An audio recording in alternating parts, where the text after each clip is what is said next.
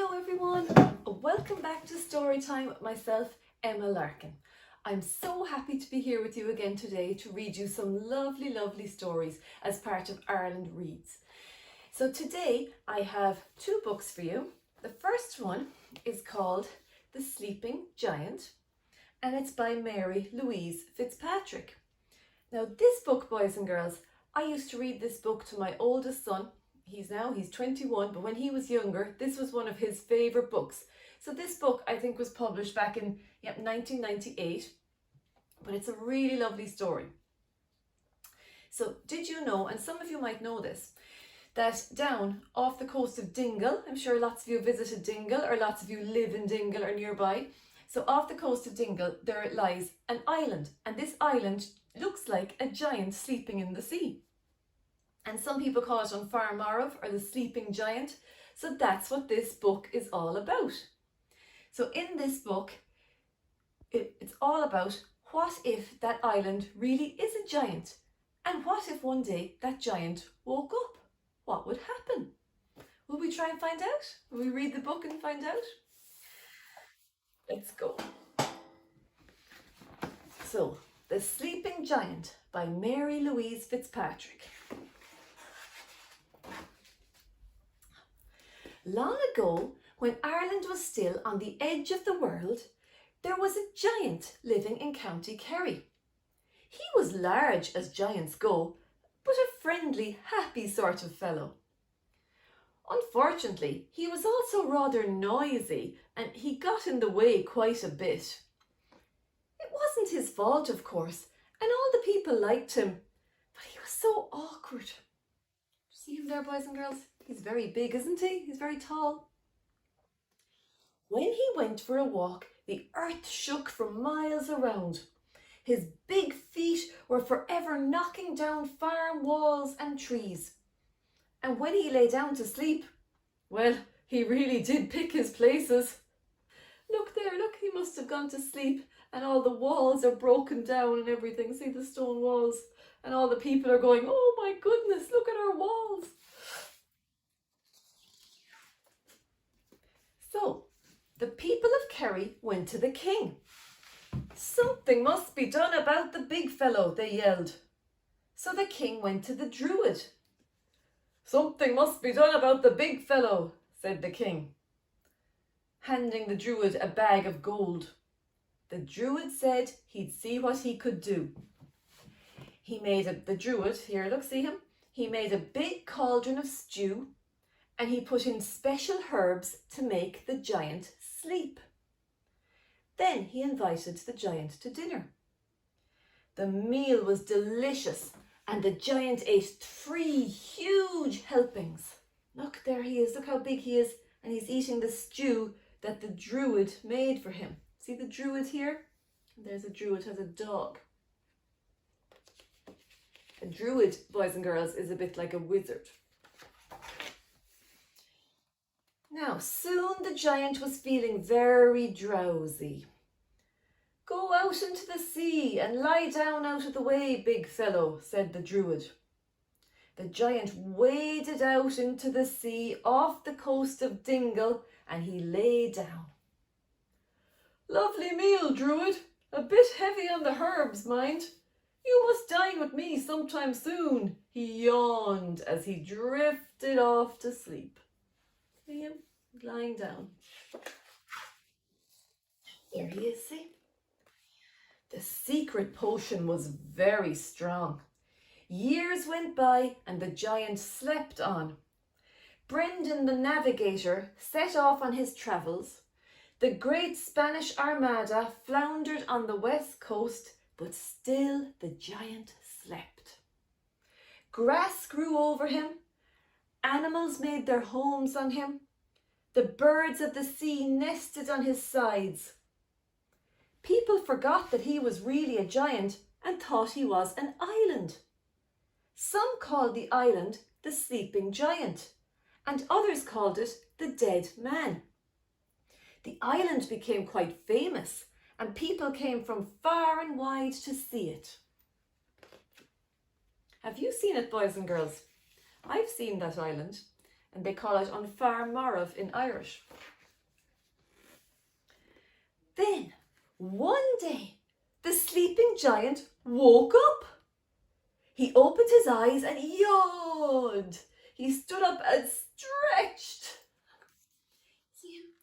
He'd had a nice long sleep, and now he felt like a nice long chat. He looked around him. There were lots of people on Coominole Beach, so he waded ashore to say hello.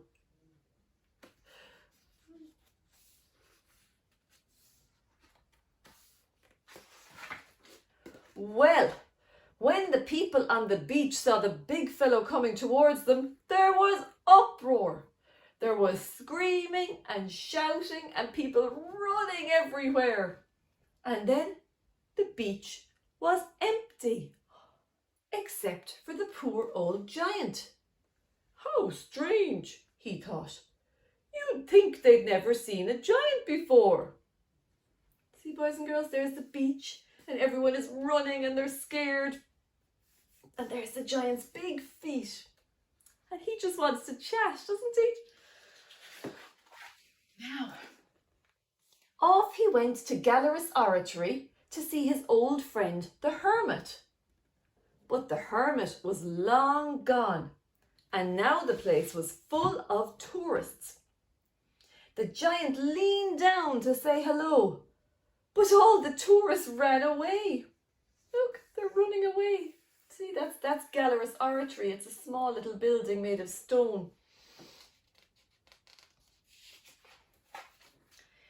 Then he heard music coming from a nearby pub, and he went to listen. There was a great session in full swing. Musicians were playing, everyone was singing, the whole pub was laughing and talking. Now the big fellow loved music, but he couldn't hear it properly. So, what's he going to do?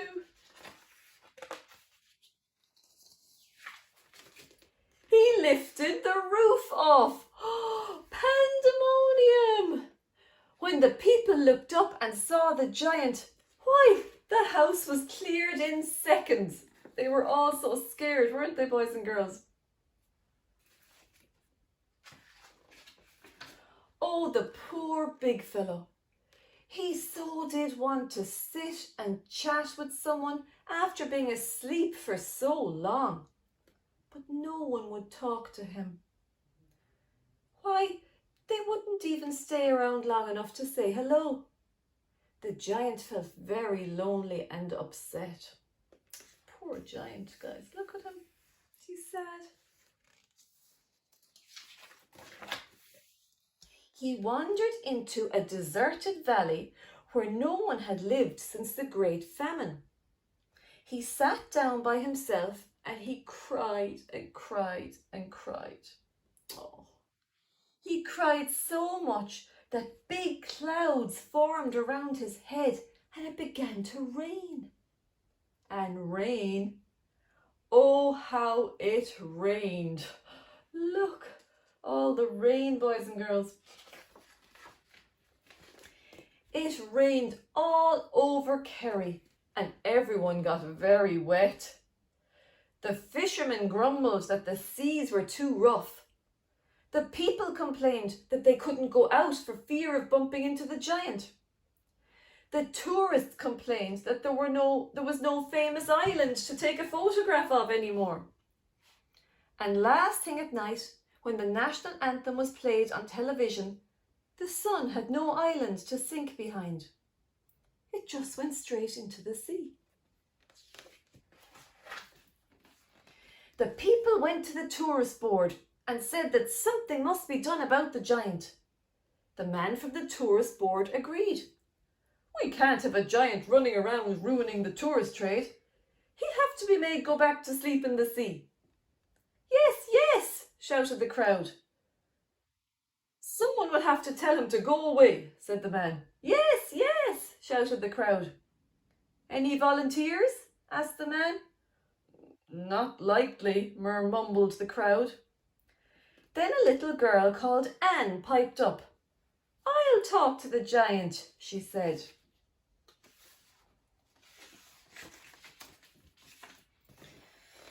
So the little girl was flown in a helicopter, you see the helicopter, into the valley.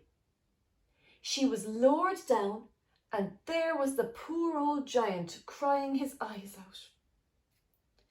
It would be so much fun to have a wide-awake giant for a friend, thought Anne sadly.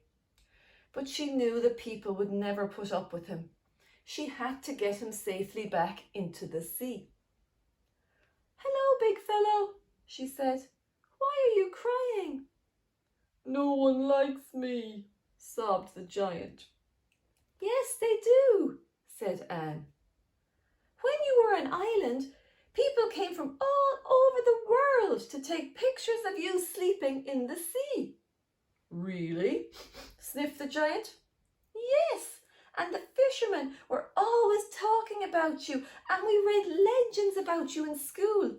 You're on television every night too." "Really?" said the giant, stopping his tears. "Yes," said Anne. "Everyone is very sad now because you're not in the sea anymore."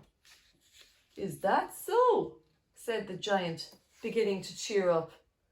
"Well, then I must go back and lie down again." The big fellow was happy now and looking forward to being an island once more, the most famous island in Ireland. The rain stopped. The sun came back out. Everyone gathered on the cliffs to say goodnight to the giant. They held a big party for him and made his favourite vegetable stew. The musicians from the pub were there and they played all night long.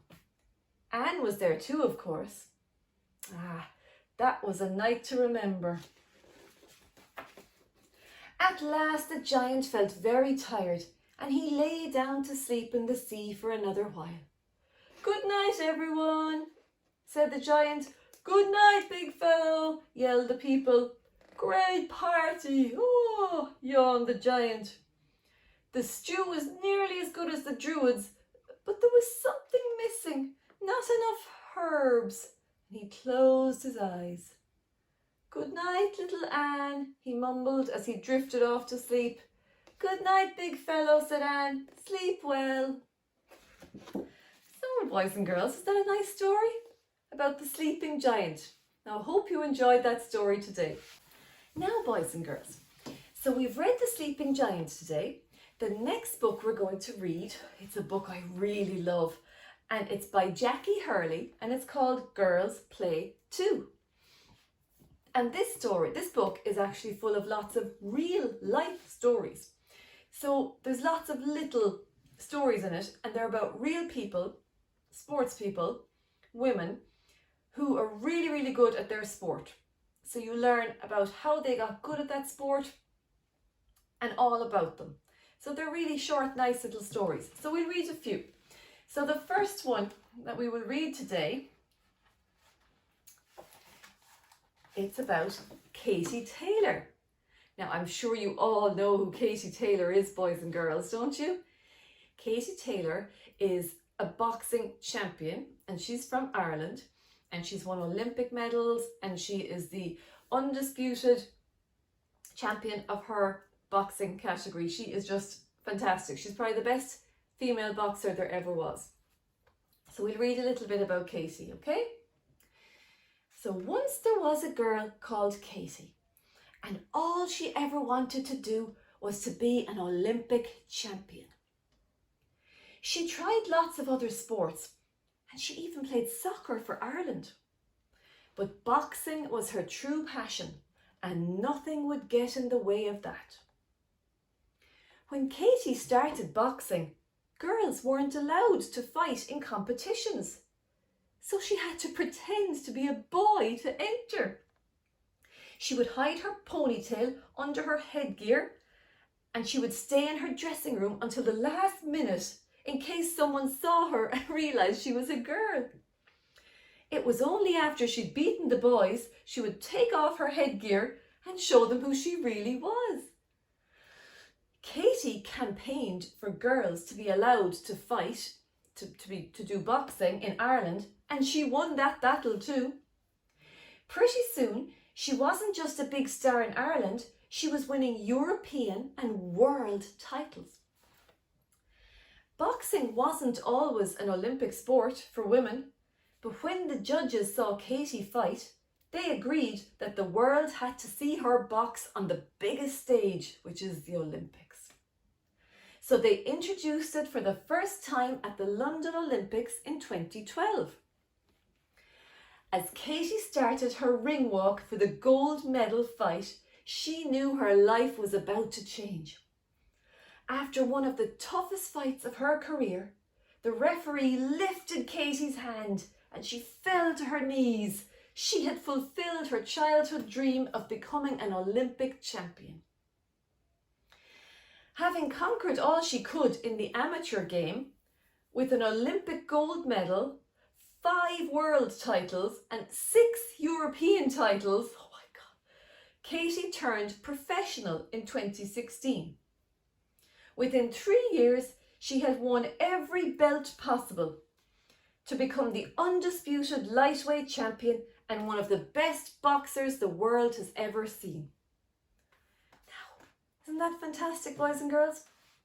Katie Taylor, she is just an absolute legend in Ireland. So, who are we going to read about next? So, this is an exciting one. This is, can you see her there? And these are beautiful illustrations, aren't they? This is Rena Buckley. Now, Rena Buckley played camogie, she's retired now, camogie and ladies football for Cork. And wait till you hear her story. Once there was a girl called Rena who loved playing matches in the backyard with her brother and sister. Rena would pretend she was Cork hurling and football star Teddy McCarthy, who won 4 All-Ireland medals. All Rena dreamed about was doing the same. Rena loved the GAA and she loved the Irish language. After matches at home, she would climb the back steps and pretend to accept the cup, always making her winning speech in Irish. As Gaeilge, boys and girls. When the Cork camogie team won the All-Ireland in 1995 and 1997, they brought the O'Duffy Cup to Rena's club in Ascara. Rena knew that it would take a lot of hard work if she wanted to bring the cup back herself someday. So she trained every single day and she was never seen without a hurley or a football in her hand. Boys and girls, if you were listening to my story time earlier in the week, isn't Rena just like Izzy in my books? Izzy, who practices very hard at her football and camogie, isn't she? She's like a real life Izzy. So Rena began her Cork career playing with the under-14s, and within a year she was called up to the senior football panel. She was on the senior football panel when she was only 17. Wow. Rena had just turned 18 when she won her first All-Ireland with the Cork camogie team in 2005. 2 weeks later, just 2 weeks later, she won her second with the Cork footballers. Rena couldn't believe it. All she dreamed about was winning an All-Ireland, and suddenly she had 2 in 2 weeks. But it wasn't always easy playing 2 sports. One day, Rena even had to play camogie for Cork in the morning and football for Cork in the evening, travelling a few hundred miles between the games. On those journeys, Rena often thought about those speeches she practiced in the backyard. So in 2012, when she was captain of the footballers, she decided she would say her entire winning speech in Irish. 5 years later, she did it again when she captained the camogie team to victory. That win was Rena's last ever game for Cork. She retired as the most successful player in the history of the GAA with 18 All-Ireland medals, 11 in football and 7 in camogie. It's Rena Buckley. Wow, I think that's fantastic, isn't it, boys and girls? We might have time for 1 or 2 more little stories now, so who are we going to go to next? We will go to, oh, I dropped my sticker right there now. Who's next? Oh, Stephanie Roach. Now, Stephanie Roach is a soccer player. And wait till you hear this, because she scored a really cool goal. It went really famous. We're going to hear about that now. Once there was a girl called Stephanie who grew up playing football or soccer with the boys in her estate in Shankill in Dublin. They painted goalposts on the brick walls, and from the moment the sun rose until it set in the evening, they were out kicking the ball on the road. Stephanie loved practicing new tricks. Her favourite one was kicking the ball off the curb, then smashing it into the goal at the other end.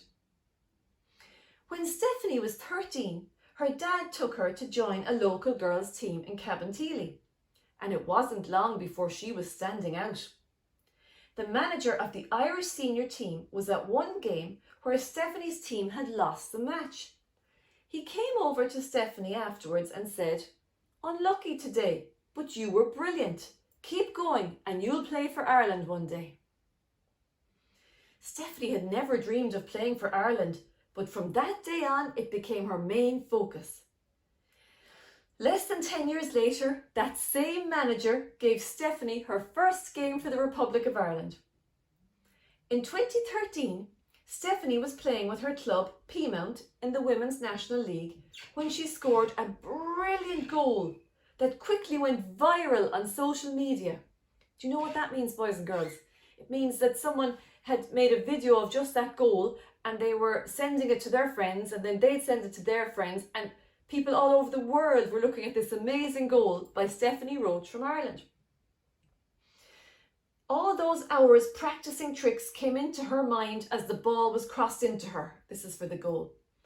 She controlled the ball, flicked it over a player's head and smashed it into the net, just like she did on the street as a child. Only this time, millions of people saw it.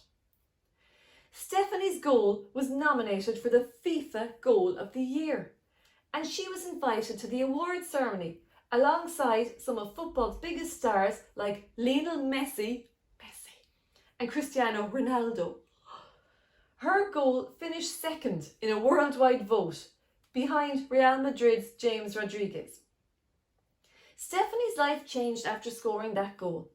She was lucky it was caught on film, but she took every opportunity that came her way afterwards, including a chance to become a professional footballer and play in leagues in America, England, France and Italy. Isn't that fantastic? And you should go and try and look up that goal if you can, if your mum and dad will find it for you, boys and girls, because it is some fantastic goal. Now, I think we have time for one more. So this is Derval O'Rourke. And I'm sure a lot of you know Derval O'Rourke if you watch Ireland's Fittest Family, because she's a coach on Ireland's Fittest Family. But before she was a coach, years ago, she was a hurdler. Do you know what that is, boys and girls? Hurdles, you know, that's when they run on the track, but they jump over the kind of the bar. It's called hurdles. So once there was a girl called Derval who believed she was the fastest child on her road. She told all the other kids that she would beat them in a race, but they laughed because she was the youngest. One day, an older boy called Billy said he would race her to the wall at the end of their estate.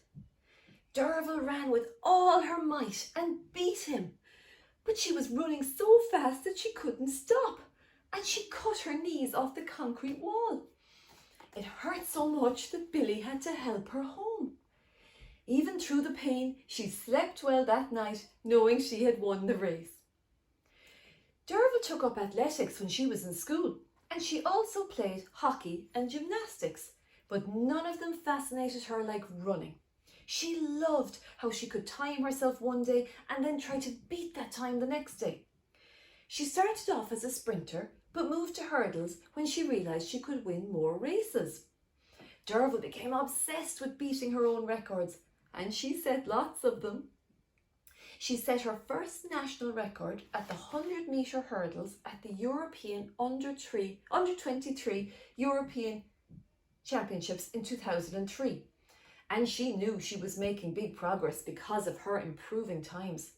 3 years later, she was the youngest girl in the race when she stepped onto the track in Moscow in Russia at the World Indoor Championships. She thought of Billy and the kids in her estate who laughed at her when she said she was the fastest. She put her head down and she started sprinting and jumping over the hurdles as fast as she could. In less than 8 seconds, Derva's life changed as she became world indoor champion in the 60-metre hurdles. That was one of 5 major medals that Derva won at European and World Championships, and she also represented Ireland at 3 Olympic Games. Derva's confidence in her own ability is what made her one of Ireland's best ever championship performers. Isn't that fantastic? And now, as I said, she's on Ireland's Fittest Family and she does loads of other things. She's fantastic. I think we actually might have time for one more. And there's one here at the end. Where is she? There's loads of fabulous stories in this book, boys and girls. Girls play too. So, Ciara McGee. She's a favourite of mine. Ciara is from Down in Ulster. So Ciara is a runner as well, but she runs longer distance than Derval. So once there was a girl called Ciara who dreamed of playing camogie for Down. Yeah, camogie. A bit like Izzy in my books. Her dad played hurling for Down, and her aunt had also represented Down and Antrim in camogie. Ciara and her older sister, they idolised their aunt. They loved her so much, and they spent hours and hours outside practising with her until they could finally strike the ball in the air. When Ciara made the Down minor camogie team, she thought it was the beginning of a long career in the red and black jersey of Down. What she didn't realise was that her teacher had also spotted her natural ability to run. Ciara was only 11 years old when she ran her first race. Halfway through, she got tired and started walking. When she started running again, she caught up to the leaders and managed to finish 4th. She was so angry with herself for stopping, and she vowed she would never give up during a race again. That fighting spirit is something Ciara has become known for in her athletics career. She was only 17 when she won her first major medal at the World Youth Championships in 2009. And a year later, she finished in the top 10 of the women's 1500 metres at the Commonwealth Games. Ciara never lost her love for camogie. Sometimes she would even sneak out to play matches when she was supposed to be resting after athletics training. One day, as she was coming back into the house, her dad asked her, "How was the match?" Ciara smiled and tried to lie, saying she wasn't at any match, but her dad laughed back, telling her he was there too and he saw her playing. Ciara knew she had to focus on running, and her dedication paid off when she won a medal at the European Championships in 2016, becoming only the 3rd Irish woman to do so. She won another medal in 2019 at the European Indoors, and she finished 10th in the World Championships. As she says herself, not bad for a wee girl from Portaferry. So that's that, boys and girls. That's just a few stories from Girls Play 2 by Jacqui Hurley. Now, I hope you enjoyed it, and I hope you have a lovely day. I've really enjoyed story time with you, and I hope to be back to see you soon.